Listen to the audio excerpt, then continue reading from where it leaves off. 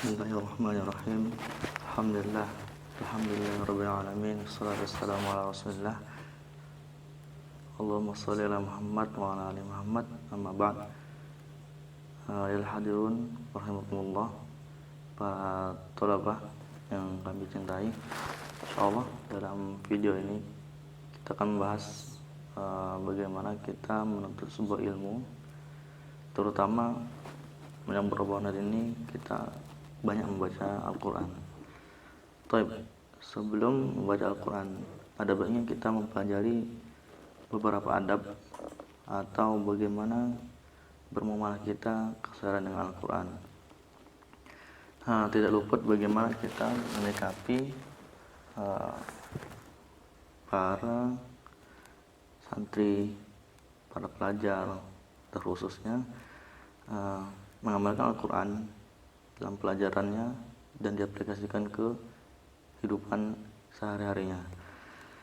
Insyaallah dalam kesempatan ini kita akan bahas sebuah buku dikarang oleh Imam Abu Zakaria Yahya bin Syaraf An-Nawawi rahimahullah ta'ala.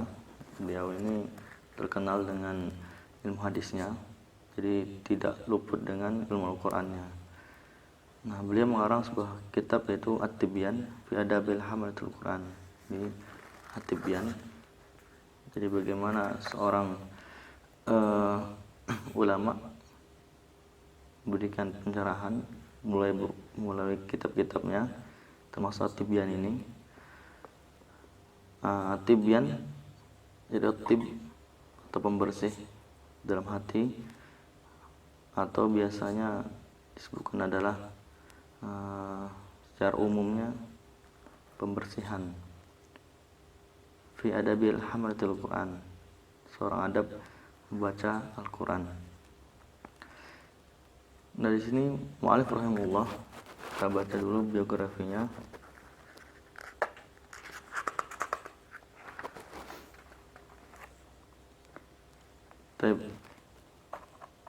Dia bernama Zakaria Yahya.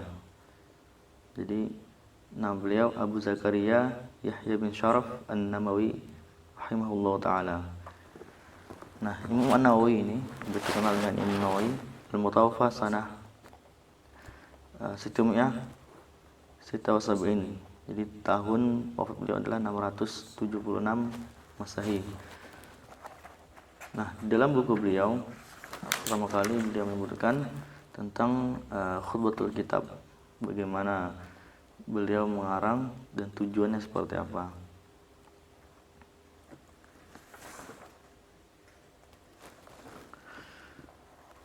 Di mukadimah beliau disebutkan Alhamdulillahil karimul mannan zit tawal wal fadl wal ihsan alladzi hadana lil iman wa faddala dinana an sa'iri ala sa'iri adyan. Jadi beliau memuji dulu bagaimana bersyukur kepada Allah tentang ilmu yang beliau dapatkan dan diamalkan kepada kehidupan sehari-harinya. Wafdalhum lidinihi habibihi wa khalilihi wa abdihi rasulihi Muhammadan sallallahu alaihi wasallam. Jadi beliau juga bersalawat semoga beliau berkah dan menjadi pengikut Muhammad, dan kita juga ikut bersama beliau. Amma ba'd, fa inna Allah subhanahu wa ta'ala man ala hadhil ummah. Jadi pembukaannya setelah itu sungguhnya Allah subhanahu wa ta'ala berharap atas pada umat ini zadahullahu ta'ala syarafan, jadi untuk menaikkan keagungannya, jadi syaraf, jadi bermulia. Bid-dinil ladzi radahu dinul Islam, jadi din yang agama yang beliau ridhoi adalah agama Islam. Wa risalahu ilaiha muhammadan khairul anam, jadi dengan mutusnya manusia yang mulia adalah Muhammad sallallahu alaihi wasallam. Afdhalus salatu wa barakatuh wassalam akramaha bi kitab afdhalul kalam, jadi dan diberkahi dengan sebuah kitab yaitu Al-Quran yang kita sama-sama miliki. Fajama fi subhanahu wa ta'ala jami' ma yahtaju ilaihi min akhyar awalin wal akhirin. Jadi kitab Al-Quran yang kita pelajari ini terkumpul di dalamnya semua kebutuhan manusia sejak dahulu sampai yang akan datang nanti, atau sebagaimana umat akhir zaman. Wa sanafa fi tilawati jama'atan min amsal fa'alaman kutaban ma'rufan inda awali an-nuhi wal ahlam. Jadi sebenarnya beliau juga menjelaskan kitab-kitab tentang Quran ini, bagaimana bacanya sampai tata caranya dan lainnya sudah dikarang oleh ulama sebelum beliau.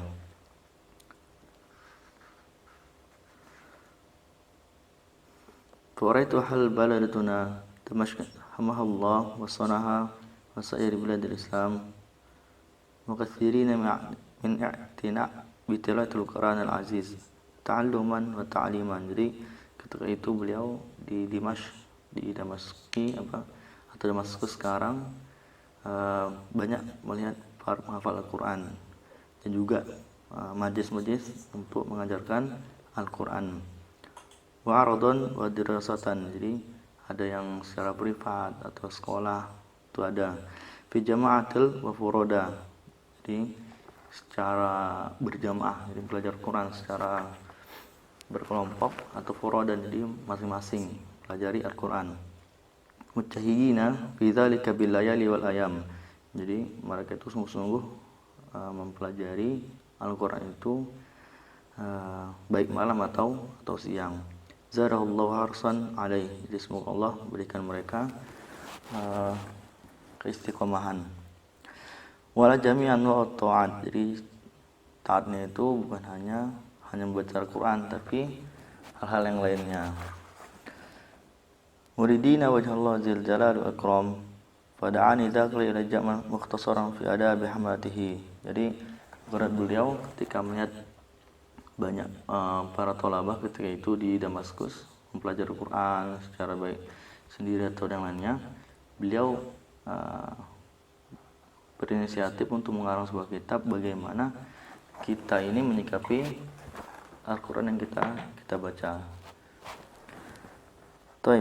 Kemudian beliau lanjutkan wasafa hafazatu wa talabatihi, jadi yang terkhusus untuk para penghafalnya dan yang mencari ilmu Al-Quran. Jadi ilmu Al-Quran itu bukan hanya menghafal tapi banyak jenis-jenisnya.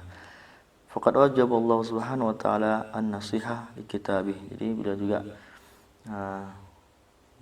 mengambilkan dari firman Allah bahwasanya nasihat itu juga untuk kitab-kitabnya, maksudnya menasihati orang-orang bagaimana menyikapi Al-Quran. Wa minan nasiha lahu bayanu adabi hamlati wa talabihi. Jadi dari bentuk nasihat adalah bagaimana adab dan juga mencari ilmu Al-Quran. Wa irsyadihim ilaiha wa tanbihim 'alaiha. Jadi ada dua poin di dalam kitab ini tentang Al-Quran, yaitu pertama al-irsyad, yaitu nasihat bagaimana yang baik dan sebagainya. Kemudian wa tanbihim 'alaiha, jadi ada juga peringatan. Jadi karena manusia itu tidak luput dengan kesalahan, beliau juga akan menjelaskan bagaimana kesalahan seorang itu ketika membaca kitab Al-Quran. Orsim fil akhta'i sar wa adharu tawil wa iksar wa usaru min kutubil antarafi min antarafi. Jadi beliau juga sudah langsung meringkas atau memperpendek semua isi dalam kitab ini, jadi yang tidak terlalu berat. Makanya kita lihat kitabnya sangat tipis dan mudah dipelajari. Di akhir babnya beliau mengatakan hadir farsah abu kitab. Jadi farsah itu kalau dalam bahasa Arab itu adalah daftar pustaka. Jadi di daftar pustaka ini beliau langsung mengarangkan ada 10 bab bagaimana adab-adab membaca Al-Quran. Jadi tentang fadilah dan sebagainya beliau ulas untuk para penghafal dan juga yang mempelajari ilmu Al-Quran. Yang pertama tentang fadilah tilawah Al-Quran hamalati. Jadi beliau menjelaskan bagaimana fadilah, keutamaan orang yang membaca Al-Quran dan sampai menghafalkannya. Bab besani, kemudian bab kedua at-tarjih al-qiraah wal qari ala ghairihima. Jadi itu penjelasan tentang siapa itu qiraah, bacaan, dan kemudian qari yang membacanya. Kemudian yang ketiga fikrami al-Quran wa nahyi an idzaihim. Jadi juga beliau menjelaskan yang ketiga ini bab tentang bagaimana menghormati ahlu Quran, orang yang hafal Al-Quran. Wa nahyi an idzaihim, dan melarang bagaimana menghindari mereka agar tidak terjerumus atau malah terzolimi dengan orang lain. Kemudian bab rabi, bab keempat, fi adabi muallimil Quran wa muta'allimihi. Jadi juga ada adab bagaimana seorang muallim, pengajar Al-Quran, wa muta'allimihi, juga para tolabahnya, para muridnya. Kemudian babul khamis, bab kelima, adab hamil Quran. Jadi langsung poin yang kelima adalah tentang bagaimana orang itu menghafal Al-Quran, itu ada adabnya. Kemudian fi adabil qiraah, yang keenam, bab tentang adab-adab bagaimana membaca Al-Quran, jadi tidak sembarangan membacanya. Wa mu'adzamul kitab wa maqsudihi, jadi maksud ke 6 ini, di bab ke-6 ini adalah maksud utamanya, bagaimana membaca Al-Quran, jadi adabnya. Bab sabi, bab keempat, fi adabin nas kulluhum au kullihim mal Quran. Jadi yang ke-7 ini bab tentang bagaimana adab semua manusia tentang Al-Quran. Kemudian bab samin fil ayat waswar mustahabbah fil awqat wa ahwal makhsusah. Jadi beliau juga di bab ke-8 ini menjelaskan tentang ayat-ayat atau surah yang mustahabbah, dicintai, fi awqat, di waktu tertentu, wa ahwal makhsusah, dan pada hal-hal yang khusus seperti itu. Termasuk misalnya nanti bulan Ramadan itu ada ayat dan surah-surah yang memberikan makna tersendiri. Kemudian bab tasik, bab ke-9, fi kitabatil Quran wa ikramil mushaf. Jadi belum menjelaskan juga nanti bagaimana penulisan Al-Quran atau tata cara. Kemudian juga ada nanti literatur, teks dan sebagainya tentang Al-Quran. Kemudian babul asyir, bab yang ke-10, fi dabat alfaz hadzal kitab. Jadi tentang ini aja penerangan kitab beliau ini. Baik, mungkin itu aja yang bisa saya sampaikan. Insyaallah pada pertemuan berikutnya kita akan langsung bahas bab pertama dari kitab ini, At-Tibyan. Semoga Allah melindungi kita dan menjadi para ahli Quran dan diridhai Allah Subhanahu wa taala, berkumpul dengan Nabi Muhammad SAW di surga Firdausnya, membaca Al-Quran sampai akhirnya, dan kita berharap mendapatkan taj, itu mahkota untuk kedua orang tua kita.